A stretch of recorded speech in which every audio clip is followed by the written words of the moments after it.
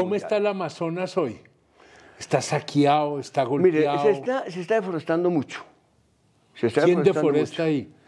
Mira, eso fundamentalmente es cuestiones ilegales, acaparar tierras. Muchos tumban para luego, ellos saben que a los 5 años les van a reconocer una propiedad sobre eso y lo pueden vender. O lo pueden negociar de una manera o de otra. Y esa gente que y viene dicen del que la interior... ganadería, pero es que no es tanto la ganadería, pues sí la ganadería porque hay vacas. Pero en el fondo es acaparando tierra y luego ponen las vacas para decir que yo tengo esto es mío. ¿No? Es decir, poner unas vacas es la manera más elemental de tratar de decir que hay una posesión, exacto, que hay un derecho. Exacto. Entonces, pero lo que van es hacia la valorización que va a tener esa tierra. Van fundamentalmente tras eso. Y entonces se vuelven potreros, claro, porque si tú tumbas, quemas y dejas la tierra después de usarla, como hacen los indígenas a los 3 años, pues la tierra se recupera sola. La selva es fuerte, sí. Pero si tú haces potreros y las lluvias caen y lavan todos los nutrientes, pues ya para que se recupere la selva es muy complicado. Además porque son tierras no muy fértiles. Pues, sí, por decirlo no son menos. muy fértiles porque en verdad la fertilidad viene que el humus que forman las hojas que caen y se descomponen. Sí, se lo da la capa vegetal, exacto, que la recubre. Exacto. Entonces, se rompe eso y queda una tierra que se lava. Es que la selva es un sistema. Es un sistema complejo. Es un sistema sí. Que todo es interdependiente y tú lo rompes, es como el cuerpo de uno, es un sistema. Y si a ti te quitan un riñón o te quitan el hígado, Olga, pues es muy difícil que te recuperes. Ya quedó cojitranco. Exacto. ¿Y hay quien compra esas tierras para...? Claro, después los van vendiendo y otro lo compra porque ya está legalizado, ya lo registró el alcalde y en el municipio, y ya tiene registros y tiene papeles, y viene otro gobernador y lo apoyó, y ya vino y le consiguió una plata del gobierno que se invirtió, y a le pusieron una carreterita, y poco a poco eso se va volviendo. Se lo van a incorporar. Claro. Y en eso... El narcotráfico, la siembra de coca juega un papel importante, o es más la bulla yo diría que, y de lo que estoy diciendo no tengo las pruebas. Sí, pero la ojo, vivencia. Mirando, es que mucho de esto está lavando plata. O sea, el cultivo sí tiene que ver, pero no, el cultivo no tiene un impacto de esos tamaños para hablar uno realmente que se están deforestando 140.000 hectáreas, no. Pero la plata que produce el cultivo hay que lavarlo, y una forma de lavarlo es tumbar y etcétera, y después ya lo puedes vender. Ahí se genera un ciclo. Exacto, ahí hay un ciclo. No, yo sí creo que mientras tengamos narcotráfico en los países es muy difícil que tengamos la paz y que tengamos una estabilidad. Y que podamos preservar nuestra selva, empezando por el Amazonas. Exactamente. ¿Y esto que vivís en Colombia es un poco lo que se nos da en los otros países amazónicos? ¿O? Pues sí y no. Se da, pero no exactamente por las mismas causas. Por ejemplo, en Brasil, que tiene el 60% de la Amazonía, bajo el actual gobierno de Bolsonaro, él lo que hizo fue reducir el control, quitar la plata a las instituciones que podían controlar, quitarle los medios, quitarle la capacidad de funcionar. Pero cuando estaba Lula, antes, en el 2008, 2007, 2006, con Marina da Silva, redujeron la deforestación enormemente, pero cantidades. Controlar con satélite, hacerle monitoreo, ir efectivamente con un ejército bien o con una policía bien capacitada, y a los lugares que tocaba, ellos pueden, es que uno puede ver desde el satélite si hay un camión sacando madera, uno les puede caer. Es decir, eso que ellos hacen es lo que acá deberíamos hacer. Está inventada la manera de controlar. Está inventada, pero necesita voluntad política. ¿Estamos avanzando algo en ese sentido o eso? Pues vamos a este gobierno. Pues pero ese es por lo menos el planteamiento grueso. Exacto, de Petro, pero el anterior no, el anterior hizo pura farsa. Era bolsonarista para eso de efecto. En su pensamiento, y montan esto de ¿cómo se llamaba esa cuestión con el ejército, la vaina esta con nombre griego? Artemis. Sí. Y eso no sirve para nada. ¿Por qué? Entre otras no sirve para nada. Porque primero van y meten el ejército allá, y obviamente siempre hay información y se van los peces gordos, desaparecen. Y van a coger peces pequeños, que son los que hacen el trabajo, que son los que cortan. Sí. Pero esos peces pequeños, cuando los cogen, los defienden los disidentes de las FARC. Las disidencias de las FARC. Claro, y entonces va a decir, usted se está llevando, aprovechen para decir, mire, usted está atacando al pueblo. Y nosotros defendemos al pueblo. Entonces lo que ustedes están es fortaleciendo a las disidentes y a la guerrilla porque está atacando al pueblo. Y en los proyectos anteriores de sustitución de la coca, pues en la mayoría de los casos o no llegaba la plata que les prometían, o no tenían mercado para vender el producto, etcétera.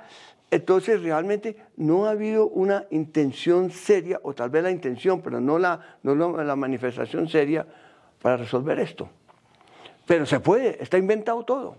Y ahí es donde eventualmente deberían darse las famosas políticas de alternativas a la coca para que estas poblaciones campesinas que llegaban allá por desplazamientos, etcétera, etcétera, pues hay van a encontrar una forma de vida distinta a la coca, o no hay sino coca para producir hay que ver dos cosas ahí importantes. Cuando vemos al colono que llegaron allá, los colonos que llegaron allá... Le va a enfriar el café. Gracias. Los colonos que llegaron allá venían buscando el desvare, por decir, buscando una plata para poder vivir. Y muchas veces volver o mandar sus hijos. Ya no. Ya la juventud hoy en día tiene identidad. Ya se quiere quedar. Se quiere quedar y ha montado unos programas alternativos muy interesantes. En turismo, en cultivos, hay cosas muy lindas. ¿Y en eso el gobierno ha jugado un papel o ha sido la misma comunidad, la misma gente? Y hay ONGs que ayuden, y hay ONGs que ayudan, y muchos de estos, hay que decirlo, han podido despegar porque de alguna manera recibieron plata, no del narcotráfico directamente, pero si usted tenía un barco, pues usted transportaba y le pagaban bien, y con esa plática la invirtió y comenzó a hacer cosas, ¿no? Es decir, obviamente se mueve dentro de la economía la plata del narcotráfico, de los cultivos ilícitos. Pero no es ahí, es en todo el país por lo demás. Exacto. No digamos que son ellos solos. Exacto. Es una economía en un alto grado narcotizada, ¿cierto? Y la famosa acumulación originaria del capital, muchas veces tienes una de sus fuentes, todos estos negocios. Y hay un ilícitos. tema que ahorita tocamos, pero lo que dijiste entonces, ¿qué es lo que hay que hacer? Yo creo que la visión de lo importante es un desarrollo integral. Integral. Porque es que el problema no es solo darles una salida económica. No. Usted habla con los campesinos y dice, mire, si a mí me ponen una escuelita, un puesto de salud, y me compran mis productos, y me los sacan, o vienen aquí, me los recogen, y yo los puedo vender aquí, que es la ventaja de la coca. No, poder vender aquí, que no me toca ir por allá lejos. Y entonces, si yo tengo eso, pues yo me quedo, bueno, y déme asesoría técnica si es necesaria. Claro. Del producto. Pero es una visión integral. Pero que se construya desde abajo, no que manden el paquete desde Bogotá. No, se construya con la gente. Y hay que formar o hay que abrir espacios donde la gente pueda participar en la toma de decisiones y en el ordenamiento territorial. Y lo otro muy importante, ya que es que tengamos el catastro multipropósito, para saber de quién es qué tierra y se controle eso, ¿no? Y un poco qué se está haciendo con esa tierra y qué se puede hacer con esa tierra. Exacto. Es que fíjate que ahí hay una cuestión. En Plata Blanca, el cultivo más exitoso en esas condiciones es la hoja de coca. Claro. Tiene las condiciones dadas para que opere allí, pues es el único cultivo que puede operar en esas condiciones si no hay un proceso de ¿Y tú desarrollo. te imaginas de otra manera uno sembrar una mata donde crece la plata? ¿No? y sin mayor esfuerzo. Sí, crece la plata. Y que lleguen y te la compran. Y que te la compran. Usted no tiene que pensar, ¿y esta carga cómo la va a sacar? No. Solo tiene dos problemas. La inseguridad. Sí. Y que tuve educación y salud y esas cosas no los vas a tener. Es puro billete. No los vas a tener. Y tampoco te haces rico. Y el gobierno... porque todo vale 3 veces. Porque todos los productos valen 4 veces más. Es que exacto. El costo de vida ahí el costo de vida es brutal. Es asombrosamente y donde alto. tú consigues mucha plata, corres el riesgo que te peguen un tiro. Y además la plata... es decir... El enriquecimiento por la coca y la cocaína empieza a medida que usted va avanzando, ¿sí? Estos primeros tienen cómo sobrevivir. Y cuando uno no tiene plata, ser ilegal es más complicado. Sí, tienen cómo sobrevivir. Los que tienen plata pueden ser ilegales, pero cuando usted no tiene, cae. Es más difícil. Yo quiero pensar que lo que está planteando el gobierno y es volcar a esquemas de desarrollo desde los territorios, cómo se está estructurando el plan de desarrollo. Creo que ahí hay una filosofía que si vuelve realidad va a ser fundamental para poderle dar una salida de verdad y no una salida de fuerza, de violencia a Pero yo estas creo comunidades. que también, pues yo miro mucho, claro, mi experiencia es más indígena, esto que estamos hablando, Sí. pero mi experiencia Pero vámonos es selva con el adentro. indígena. Es Sí. selva adentro donde están los 25 millones de hectáreas que mencionaste. ¿Son Y- 23 o 25? Pues son 25. Pero Ay, bueno, me robé dos, perdón. Sí, sí, pero eso crece a ratos. Era 23 hace 5 Ah, años. ya. Sí, eso va creciendo. Ay, yo me quedé con la Porque les van cifra inicial. reconociendo territorio Sí, que ha sí, sido sí, de sí, ellos sí, toda la sí. vida y que no se les ha reconocido. Y lo que importante es que a veces la gente cree que territorio es como para el campesino, es mismo significado. No, es que aquí están sus lugares sagrados, aquí están sus espíritus, Pues. aquí está su mundo, aquí está... El territorio es toda una identidad y una forma de vida. Y no es simplemente tierra que si yo lo saco de aquí pueden cultivar allá. No. Que es que hay que tener, el indígena no es campesino, pues No es. no se limita su condición a ser campesino. Y su interés no es si tiene una economía y una visión, llamémoslo una visión, tiene instituciones porque tienen 10.000 años viviendo en la zona, es decir, tan antiguo como nosotros, ¿no? Y tienen una institución, es una forma de vivir y todo que ya viene muy arraigado. Por eso cualquier desarrollo tiene que partir de lo propio. Entonces, de esa visión de ellos.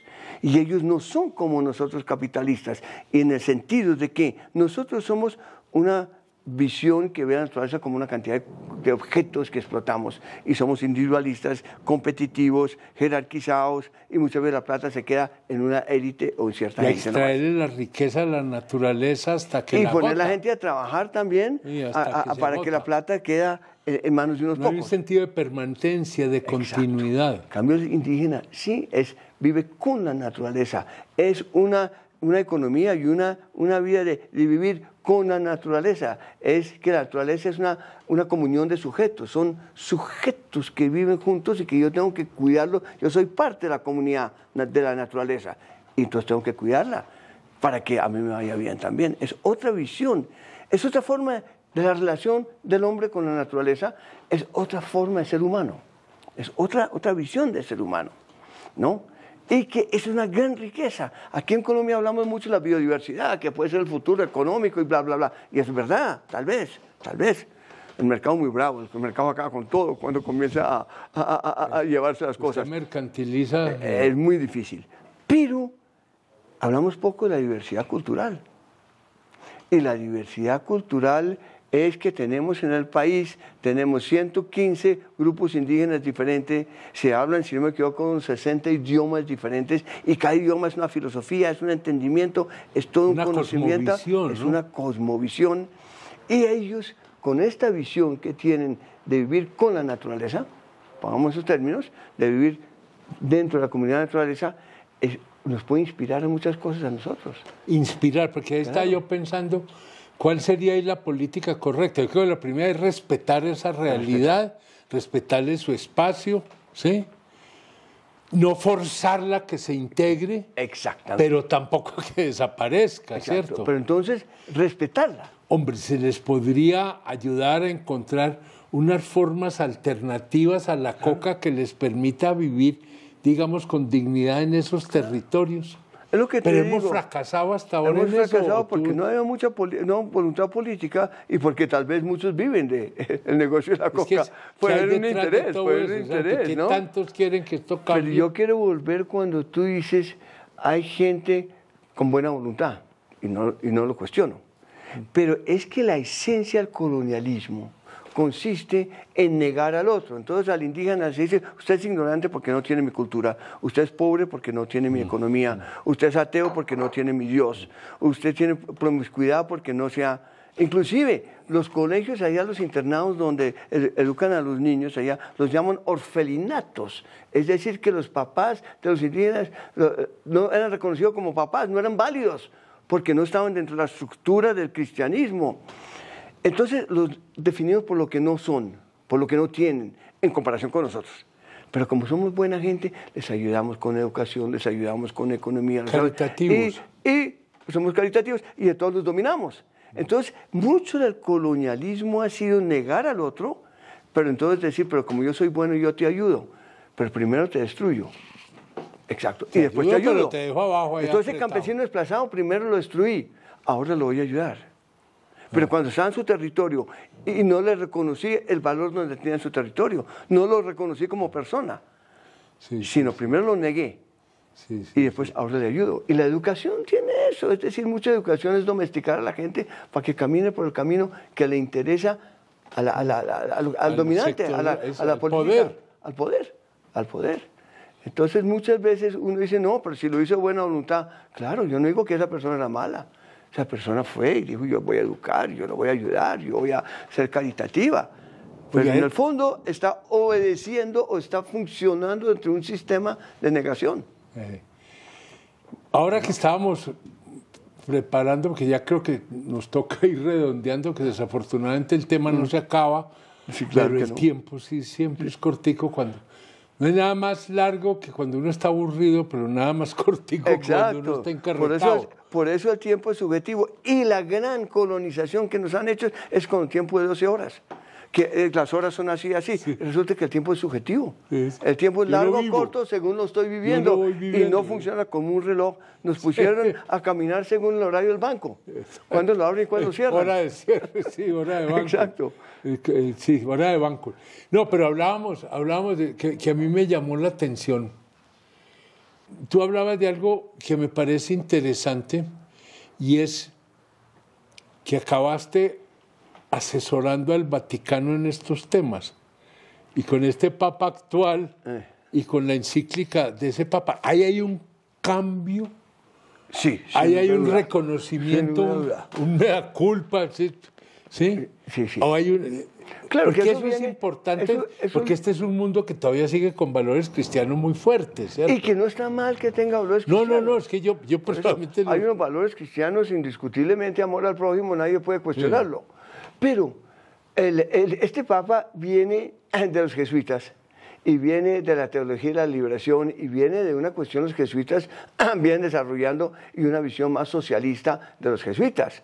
Y él viene dentro de esa escuela más o menos, claro, con variaciones, pero... y escribe este documento fabuloso. Yo sí me peleé con los misioneros durante 20 años en el terreno. Y luego terminé con estas iniciativas grandes cuando ya subió el Papa y yendo al Vaticano a hablar con ellos y luego montaron toda una asociación de iglesias para defender los bosques que se llama la Iniciativa Interreligiosa para los Bosques Tropicales, donde a mí me invitaron y yo estoy participando en eso y eso existe en el país. Y es muy importante porque estos movimientos, tú tienes que sean los evangélicos o los católicos, pero tú tienes que estos están de alguna manera en el frente de colonización también y hablan con esta gente y pueden hablar con los narcotraficantes y todo. O sea, la iglesia, como siempre, ha tenido un papel importante. Pero bueno que tenga un papel importante a favor de la gente y a favor del medio ambiente y no a favor de las élites. Exactamente, ¿no? Entonces, es interesante lo que está pasando. Te hago la pregunta porque uno tiene la impresión pues, de que en el pensamiento de Petro hay una trasescena que está como articulada con esto que estás planteando, ¿sí? Yo siempre siento ahí como unos ramalazos cristianos, por decirlo de alguna. No, pero ese es un comentario puramente de Juan Manuel. Yo sí creo yo que estoy tratando de entender que a Petro que es complejo. Todos tenemos rasgos de eso. Todos tenemos, pues venimos de una matriz judeocristiana, ¿cierto? Claro, de cristiana y de valores cristianos y está arraigado en todo lo nuestro, hasta el marxismo. Pero el marxismo es muy cristiano. Pues, claro, y es muy una religión, y una creencia. No, esa es una religión absoluta. No, entonces con tiene... excomuniones y claro, todo esto, la lucha de clases también es amor al prójimo. Sí, ¿no? Sí. Es decir, amor a los puñetazos, pero amor. No, es el grande ayudándole al chiquito para que no lo reviente. Claro, que como dijo Cristo, ¿no? Está ayudando a los pobres y el rico no pasa por la mujer. El de la aguja. Exacto, es decir, hay muchas cosas, ¿no? Hay muchas cosas el tema que simplificar. El tiempo nos acabó. Martín, muchas gracias. Un placer, ¿no? Eso que quiere decir que tenemos que seguir hablando. Seguimos conversando. Hay mucha cosa por delante. Muchas gracias. Bueno.